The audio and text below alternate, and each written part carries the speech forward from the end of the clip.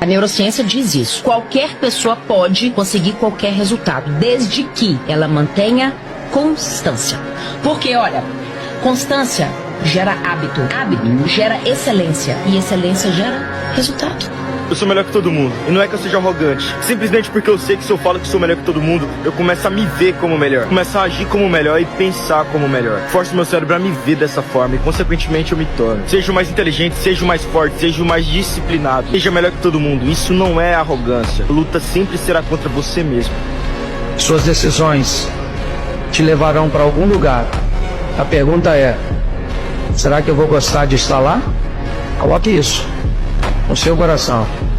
No seu futuro, duas coisas podem acontecer: sorriso ou lágrimas. É você que diz. A mudança que você procura, ela está no sacrifício que você não faz. Nada vai acontecer enquanto você não se sacrificar pelo que você quiser.